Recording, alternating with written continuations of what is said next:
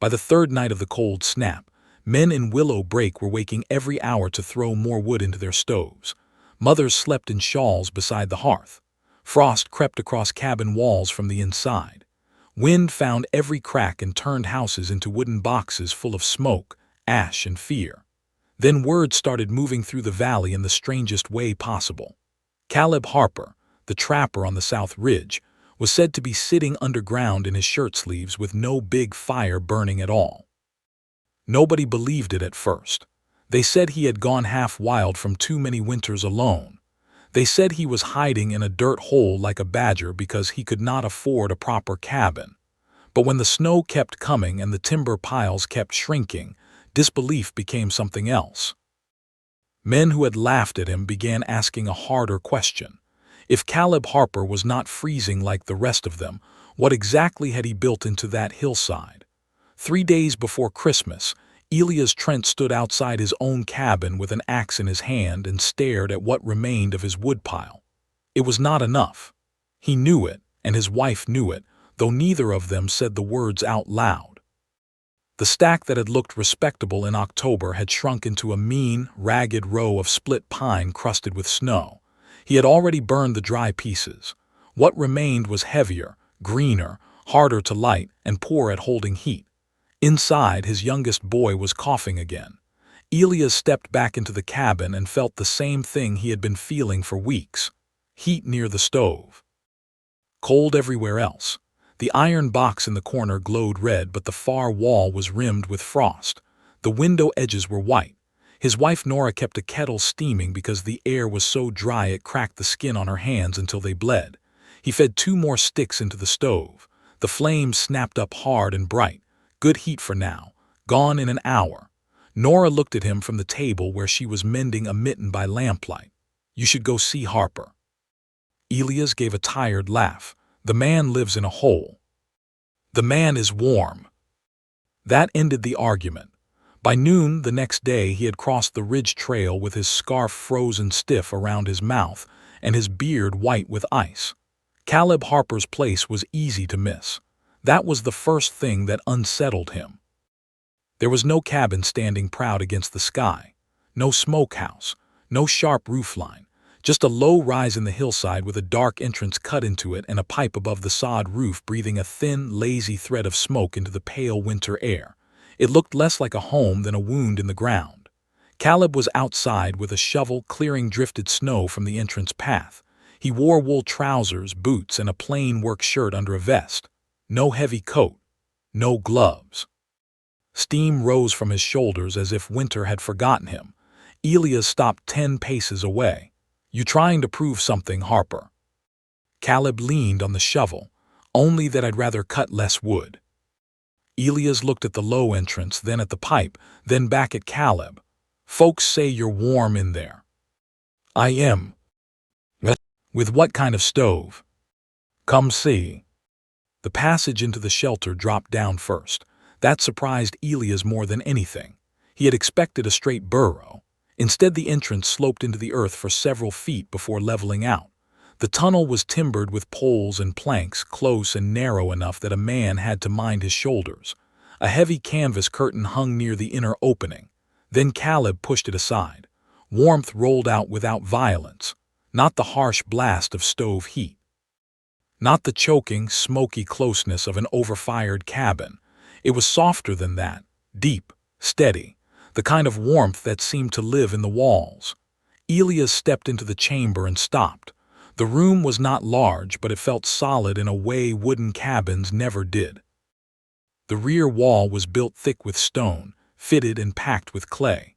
A small firebox sat low in that wall, its flames long dead, its coals only faintly alive. The floor was hard and smooth underfoot. The curved ceiling overhead was carried by poles, planks, canvas, and a great thickness of earth above them. Nothing rattled, nothing whistled. The wind that had screamed at Elias all morning was now only a faraway pressure somewhere beyond the hill. He took off one glove, then the other. "How long since you fed that fire?" "Last night." Elias turned and stared at him. "Last night." Caleb nodded. "Stone still has plenty in it." Elias laid a hand against the wall. It was warm. Not hot, but warm enough to send a shock through his arm. He pressed harder as if he could force the truth to change. It didn't. How much wood are you burning? Depends on the weather. Most days, not much. A small fire in the morning, another at night if the cold is sharp. That's all. That's all I built for. Elias walked the room slowly. A narrow bed stood against one side under folded blankets and furs. Shelves had been cut into the packed earth.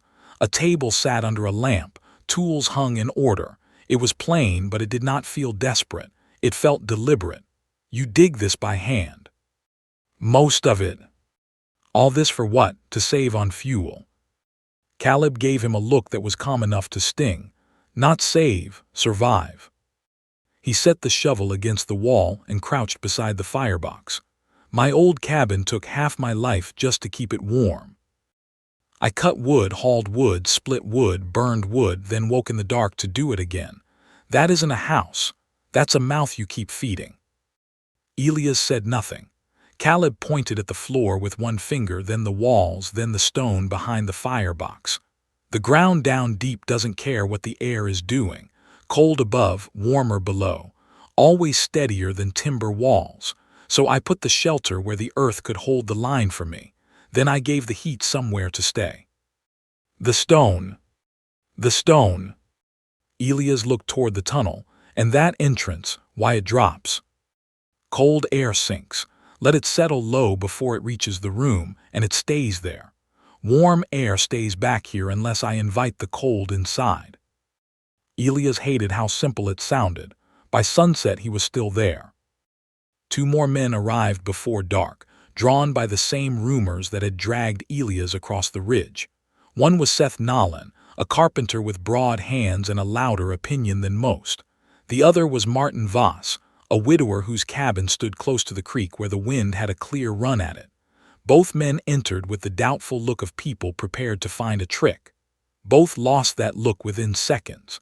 Seth checked the firebox first, suspicious of hidden coals.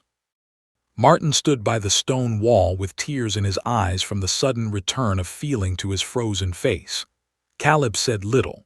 He let them touch the wall, feel the floor, stand in the still air, and hear how quiet the room remained while the storm began building outside.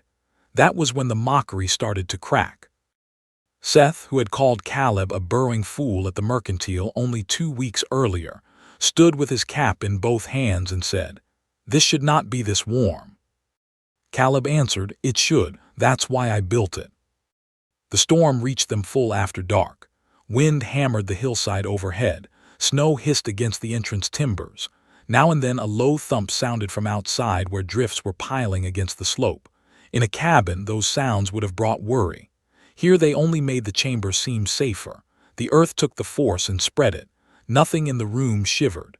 Caleb lit a short fire, no more than an armload of split pine. The flames ran lively through the little box, and soon the stone wall began drinking heat again. Seth crouched near it with the hungry attention of a man watching money pile up. Martin kept shaking his head. Elias finally asked the question all of them had carried in with them. "Why didn't you build a proper cabin and put this under it later?" Caleb watched the fire a moment before answering. "Because my wife already left once over the cold. Because my daughters coughed all winter in smoke and draft. Because I was spending more days cutting wood than trapping. Because a proper cabin that fails a family in January is not proper at all." That settled over the room heavier than silence. Later, when the fire had gone down and the wall itself had taken over the work, Caleb hung a thermometer near the rear shelf. Seth walked over to it twice, thinking perhaps his eyes had misread it the first time. Martin checked it once and stepped back as if the little strip of mercury had insulted him. Elias stared at the number until he felt something close to anger. Not at Caleb. At every night he had sat half-frozen feeding a stove because he had never thought to ask whether a house should store heat instead of merely chasing it. Outside, winter kept trying to tear the valley open. Inside the hill, Caleb Harper sat beside a stone wall still warm from a small fire and spoke as if this were the most ordinary thing in the world. By morning, The men who had come to laugh had not laughed once. They had only watched, measured, and listened. And before that winter ended, nearly every one of them would return to the ridge with a harder question than pride could answer. If one man with a shovel could build a shelter that stayed warm after the fire died, what did that say about every house they had trusted before? The cold deepened after Christmas. It was not the kind of winter that drifted in and out of the valley with soft snow and quiet mornings. This one came down from the mountains like a hard decision. Wind ran across the open land day and night. Timber cracked in the forest when the temperature dropped low enough to tighten the sap inside the trunks. Horses kept their heads low and breathed steam into their own chests. Cabins across Willow Break began burning wood faster than anyone had planned. Elias Trent returned home from Caleb Harper's hillside with an uneasy mind. The warmth of that underground room had followed him the entire ride back like a memory that refused to fade. Yet when he stepped into his own house again, the difference struck him harder than before. The stove roared. Flames climbed bright against the iron. Still, the air near the window froze his knuckles. Nora watched him remove his coat slowly. "Well?" she asked. Elias stood there for a moment before answering. "He's telling the truth." Her needle stopped moving. "It's warm down there," he said. "Warmer than this house, and the fire had been out half the day." She stared at him as if he had come back speaking another language. "That's not possible." "I thought the same." He sat down heavily near the stove and held his hands over the heat.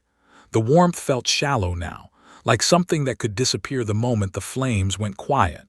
"That stone wall he built," Elias continued. "It holds the heat. The whole place does. The ground, the floor, the walls. He only burns a little wood and the shelter keeps the rest." Nora looked slowly around their cabin. Every board had been cut by Elias himself. Every seam had been chinked with moss and clay. It had taken him nearly 2 summers to build. "And we burn half the forest to stay warm." Neither of them spoke after that. 3 days later, the real storm arrived. The sky changed first. A dull gray lid settled over the valley and stayed there without moving. Then the wind came hard from the west, and the temperature fell so fast men could feel the air tighten in their lungs. By nightfall, the thermometer outside Martha Doyle's general store read 26 degrees below zero. The wind never stopped. Snow drove sideways through the valley and piled against cabin walls until windows disappeared behind white ridges. Chimneys struggled to pull smoke upward. More than one pipe clogged with drifting powder and had to be cleared by hand. Inside most houses, the routine became the same. Feed the stove. Wait. Watch the heat fade. Feed it again. Seth Nolan's place stood near the center of the settlement, a proud 2-room cabin he had built himself 5 years earlier. The roof line was high and the windows wide enough to let in good summer light. In January, it behaved like a chimney with walls. By the second night of the storm, he had burned through nearly a quarter of his woodpile. His wife Abigail sat wrapped in blankets beside the stove while their 2 boys slept in coats on the bed. The iron box glowed nearly red, yet the far corners of the room stayed cold enough that frost grew along the floorboards. Seth wiped soot from his hands and swore under his breath. "That Harper fellow," Abigail said quietly. Seth did not look up. "You saw his shelter." "I saw it. And—" He stared at the fire. "I don't like the idea of living in a hole." "Do you like freezing in a house?" The question hung in the air long after she asked it. Across the valley, Martin Voss faced the same arithmetic. His woodpile had shrunk to half its original size before the storm was even finished with its first week. Every hour he stepped outside to bring more logs in, the wind clawing at his coat as if trying to peel it away. By the 4th day, he stopped pretending the numbers would work. The only man in Willow Break who did not seem pressed by the cold was Caleb Harper. Inside the hillside shelter, the temperature barely moved. The storm rattled the earth above him but could not reach the chamber itself. Snow drifted over the sod roof until the mound looked like a natural rise in the land. Beneath that quiet cover, the stone wall continued releasing the heat it had stored the night before.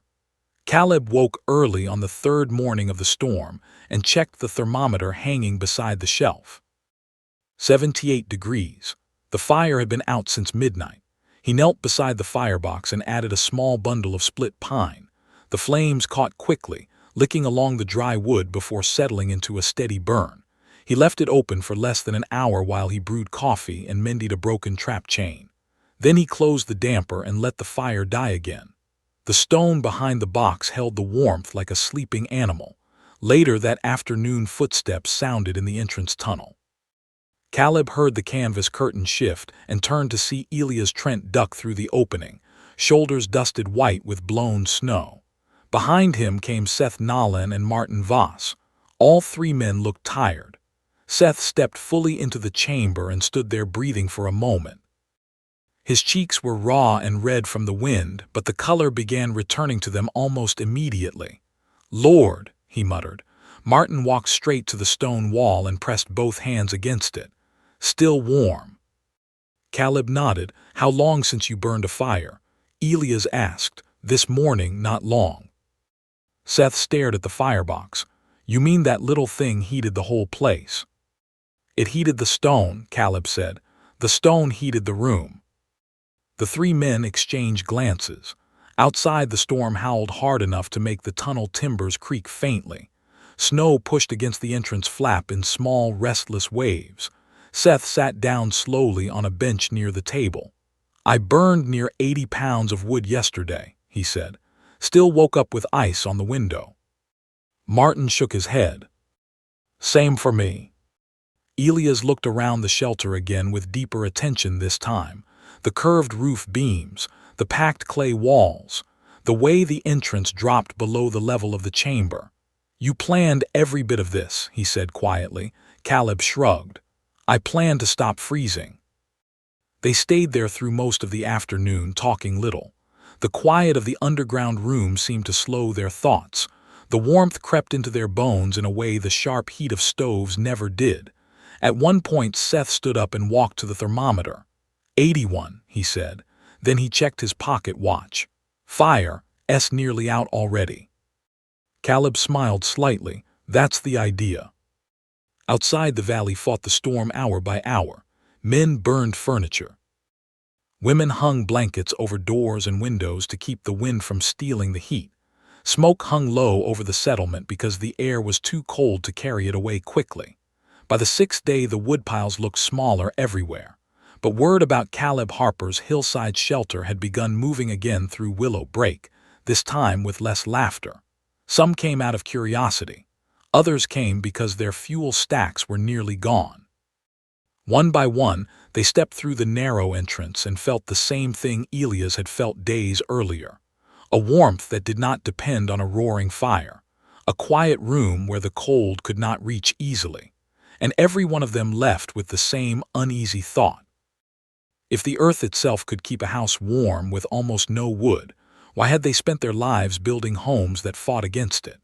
Outside, the storm still held the valley in its grip. Inside the hillside chamber, the thermometer climbed back to 82 degrees, while the fire faded into quiet coals. And Caleb Harper, who had once been called the poorest builder in Willow Break, had unknowingly created the warmest house for 50 miles in any direction. The storm finally loosened its grip on the valley during the second week of January. It did not end all at once. The wind faded first. Then the sky cleared slowly, revealing a pale winter sun that felt weak but welcome after days of darkness. Snow still covered everything in deep ridges, but the silence that followed the storm was almost louder than the wind had been. When the temperature rose to 10 below zero, men began stepping outside again. They came out of their cabins stiff and tired, faces red from smoke and dry heat.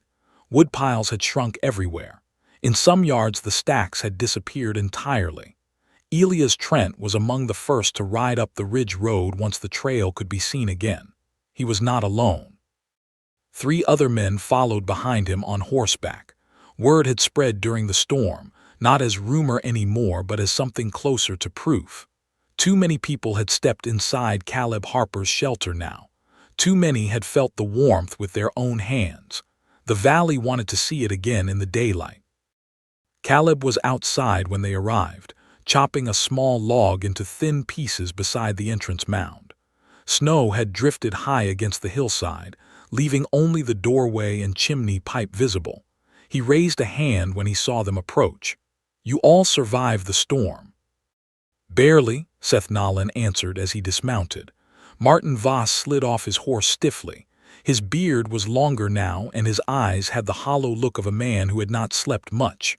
"Lost half my wood," Martin said. "Maybe more."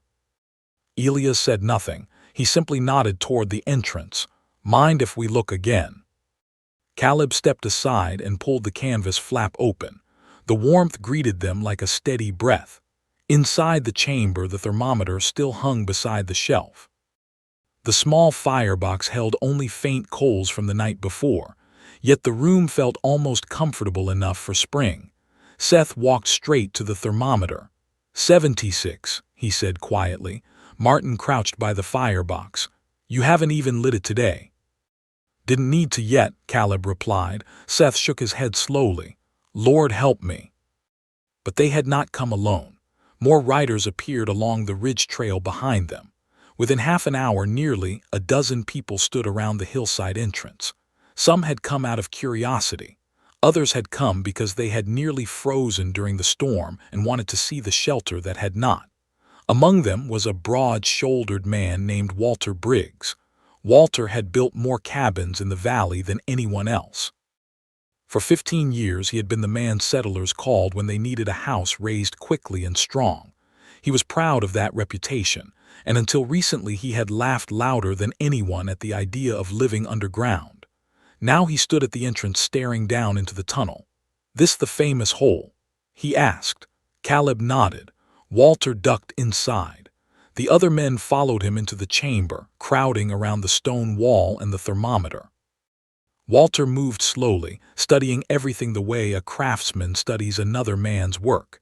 He ran his hand along the clay-packed wall. Then he turned toward the firebox. "You run the smoke through the stone?" "Yes." Walter crouched and looked carefully at the flue opening that disappeared upward through the wall. "So the fire heats the stone first?" "Exactly. And the stone gives the heat back." Caleb nodded again. Walter stood up and walked the room once more. He examined the tunnel entrance, the ceiling beams, the thickness of the sod overhead. Finally, he turned back toward the group. "How much wood did you burn during the storm?" Caleb thought a moment. "Maybe 40 pounds total."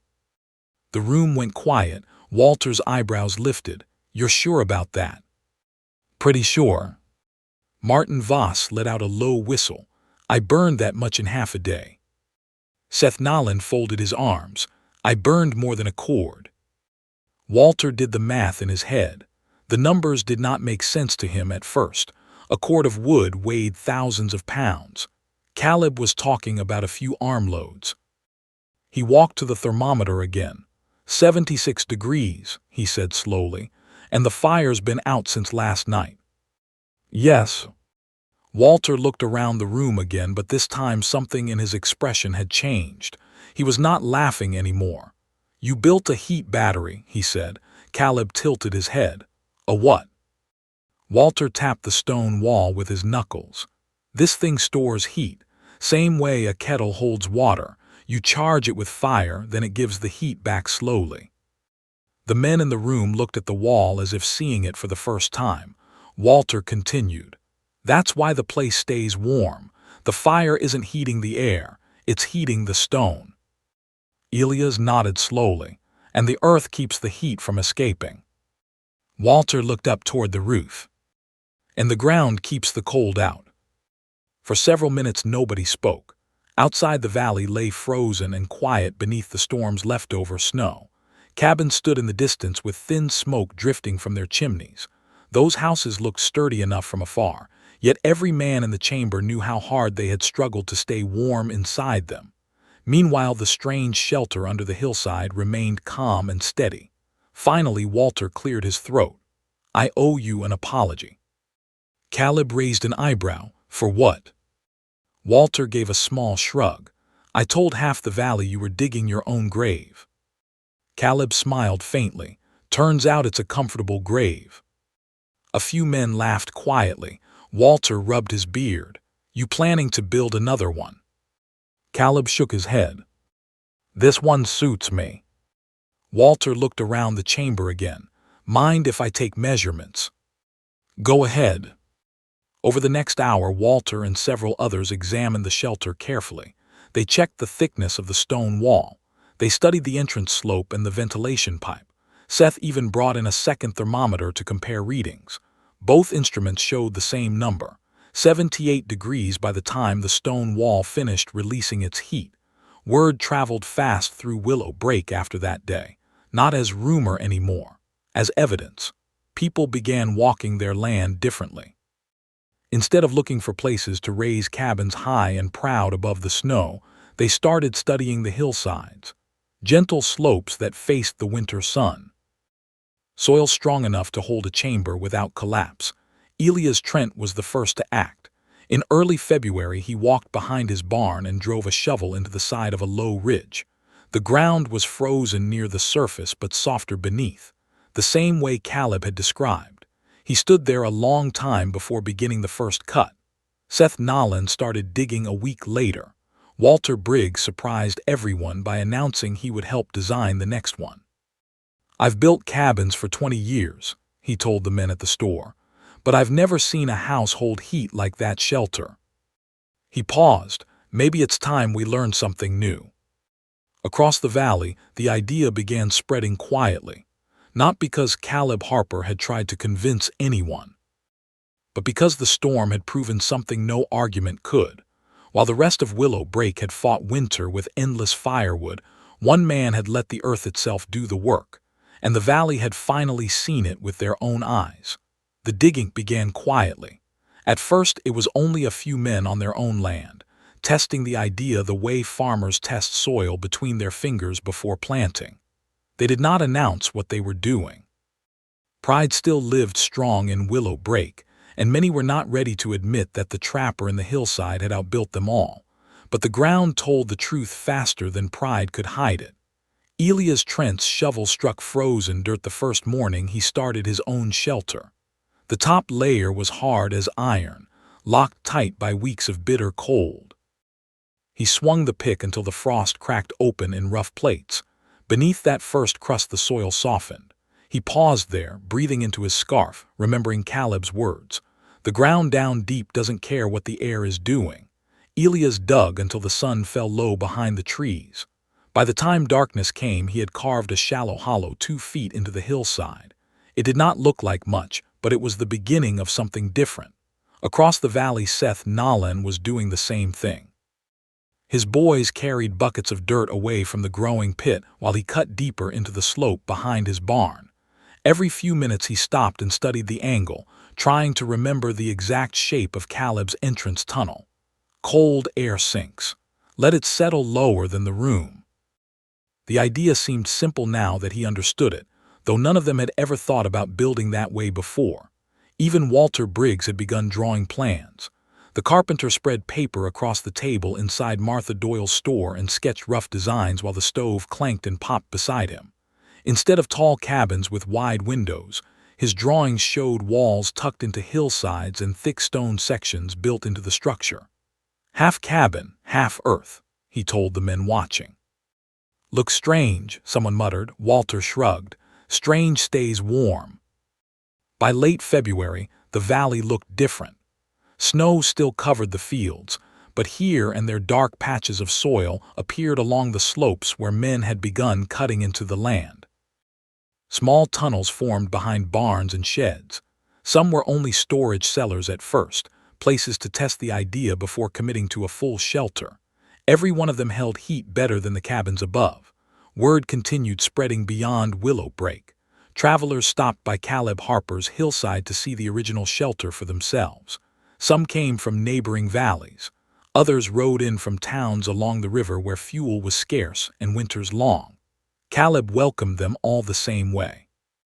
He showed them the stone wall, the firebox, the slope of the entrance tunnel, the thick layer of sod overhead. He never claimed to be an engineer. I just built what made sense, he told them. One visitor, a schoolteacher passing through the region, brought a small notebook filled with calculations. After spending an afternoon studying the shelter, she explained the idea in terms few of the settlers had ever heard before. Thermal mass, she said, tapping the stone wall. The fire stores energy here. The stone releases it slowly.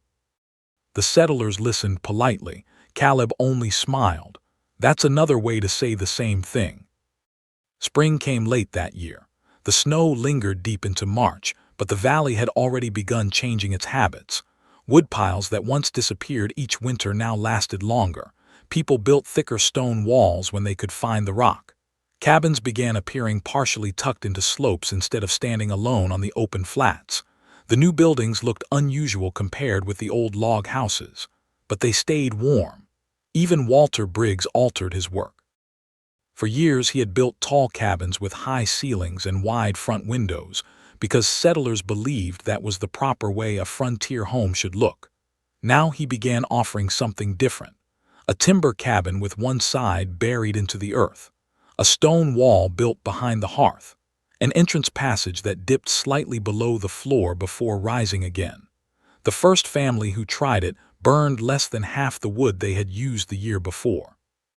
By autumn, nearly a dozen structures in the valley carried some version of Caleb's design. Some were full shelters dug deep into hillsides like his. Others were hybrids that looked ordinary from the front but hid their strength in the earth behind them. The valley's relationship with winter had begun to change. And so had Caleb Harper's life. In April, a wagon appeared on the ridge road. Caleb heard it long before he saw it, the slow creak of wooden wheels climbing the thawing trail. He stepped outside and shaded his eyes against the bright spring sun. The wagon stopped near the shelter entrance. A woman climbed down first. 2 girls followed her. Caleb stood very still. Sarah Harper had not seen the shelter before. When she left the valley the previous winter, Caleb had still been living in the old cabin that barely held warmth. Smoke filled its rafters and frost crawled across the walls each night. She approached the hillside cautiously, studying the entrance mound with uncertain eyes. "This is it?" she asked. "This is it." Sarah looked around the valley, then back at the earth shelter. "You live underground now." "Come inside first," Caleb said gently. She stepped down the entrance tunnel with the girls close behind her. The moment they passed through the canvas curtain, both children stopped. Emily touched the stone wall. "It's warm."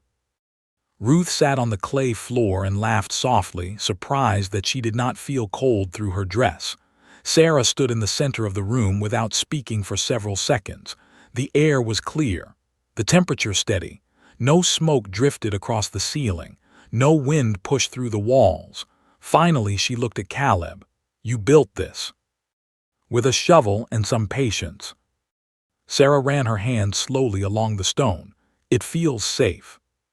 That night the family slept beneath the earth for the first time. Outside, the wind moved quietly through the valley, but the shelter remained still and warm just as it had during the storm months before.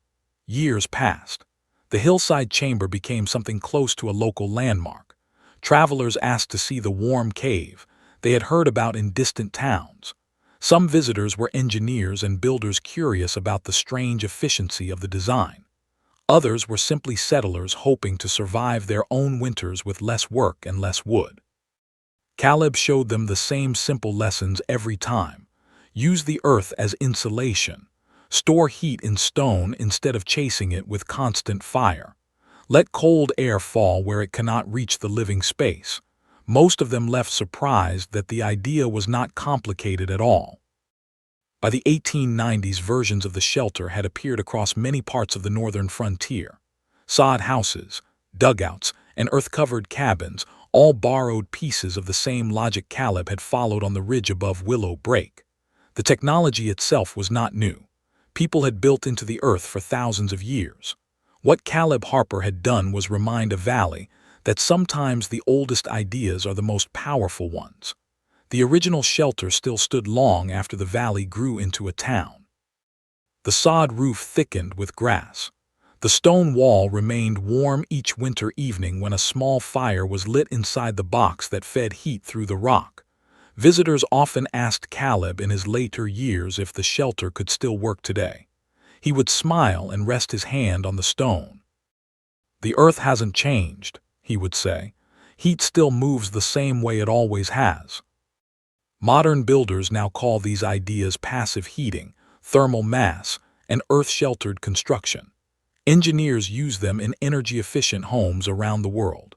The science is written in textbooks and measured with instruments far more precise than the thermometer Caleb once hung on a nail. But the principle remains exactly the same as the one a trapper discovered with a shovel and a winter to survive. A house does not need to fight the cold. Sometimes the smartest way to live is to build where the earth is already working for you. And on a quiet hillside above the old valley of Willow Break, the shelter that once looked like a simple hole in the ground proved that lesson to an entire frontier.